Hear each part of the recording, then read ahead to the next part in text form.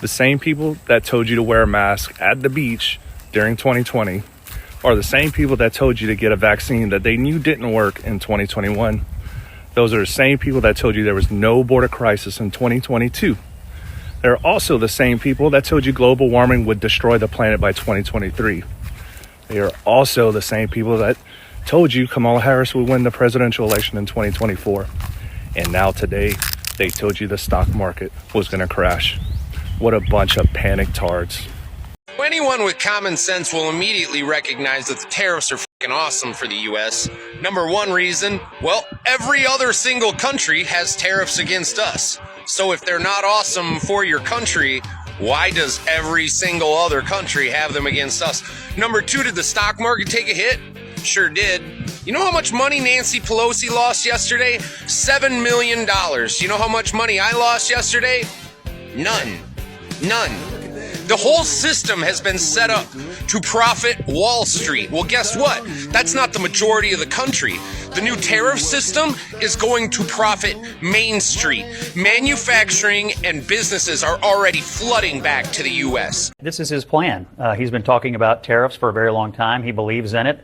And right now, according to the Treasury Secretary, we have over 50 countries who've already come to the table and want to engage with the United States and talk about how we can have a more fair free trade relationship with them. That's a good thing, number one.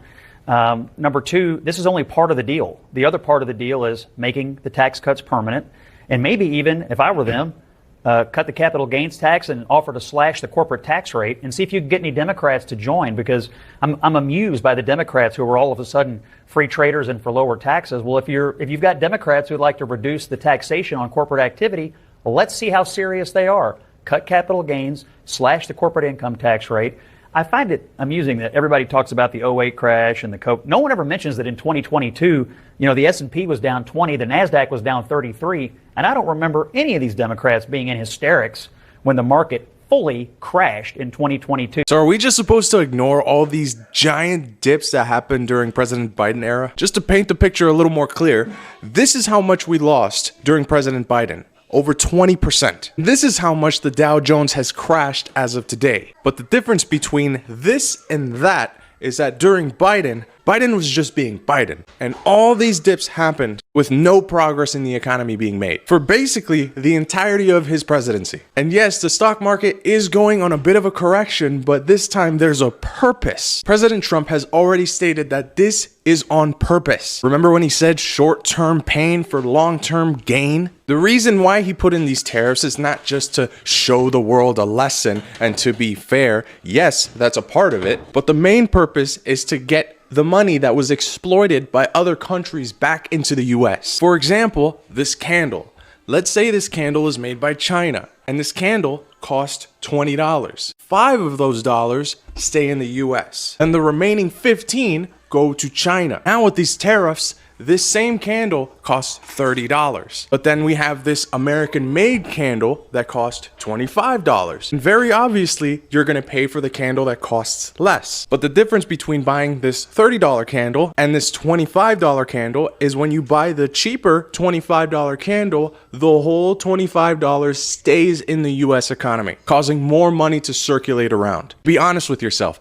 If tariffs are so bad and directly impact the consumer mainly, why do countries care so much? Everybody's losing their mind over this when all this madness was happening, not a word was said. And on a technical perspective, we're still on an uptrend. And as you can see here, when there's correction, there's always a recovery. So save this video so you can go back to it later. I predict in a year's time, we're gonna end up breaking this high and go further beyond what we expected this chart to go. The New York Times just released an op-ed letting us know just how bad these tariffs are going to hurt us.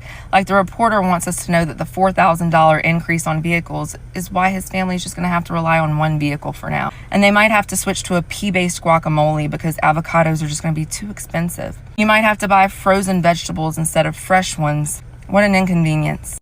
I'd just like to let you guys know that most of America lives like this anyway. Most Americans don't have a 401k for the stock market to tank. Actually, 10% of Americans own 80% of the stock market.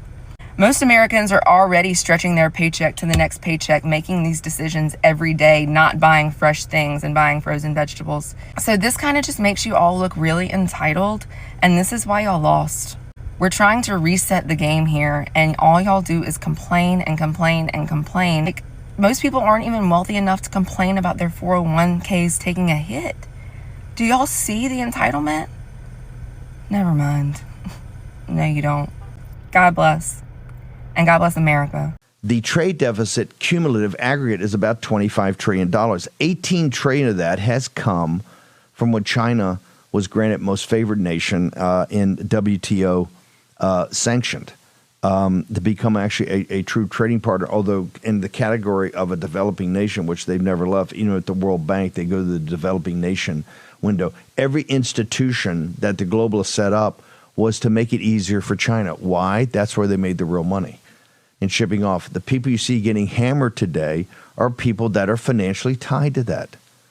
Let me repeat this. The people getting hammered are the people financially tied to shipping all the jobs to China. President Trump, and for all the happy talking kind of missed, for those that ever questioned President Trump being a populist and an economic nationalist, I hope the last 4 or 5 days have shown that President Trump is dug in on your side, the forgotten man and woman. He has put a full shotgun blast onto the Chinese Communist Party, full on, 54% tariffs. They can't exist. It's not sustainable. They will collapse. They are burning down the phone lines all weekend to these people saying, hey, you get in there on Monday and you stop this guy. You stop him ruining our monopoly. You stop him ruining our markets and our wealth and our richness. And listen, since 2008 to 2021, we have seen the largest wealth transfers in human history. And the people who got not just rich, not just wealthy, not just did well, they became obscenely, absurdly, satanically wealthy. Greed is in their eyes and in their hearts. These are the people who are saying, hey, you know, one of my billions is missing now. I'm going to need that back. And it's at a cost to you, ladies and gentlemen. It's a cost to the manufacturing base of this country.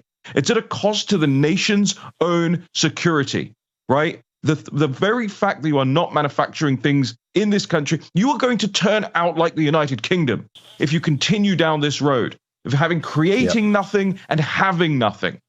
And for these people who sit a half a mile down the street from me in the Capitol to be doing the bidding of these major corporates who are peeved this Monday morning that they lost a couple of more points on their stock valuations without recognizing, without realizing, and without even paying heed to the fact that Donald J. Trump walked onto that campaign stage, on that rally stage, every single day during the campaign. And he told people he was going to do this, and he warned them that tariffs were coming. Did they think he was joking? Did they think it was a game? Well, now they're finding out what it's like to be on the receiving end of that game and on the receiving end of being treated like the poor were treated during the market crash in 2008 and like the poor were treated during COVID. Strip their money. Who cares about them? Well, I got news for you. Who cares about you, corporate America?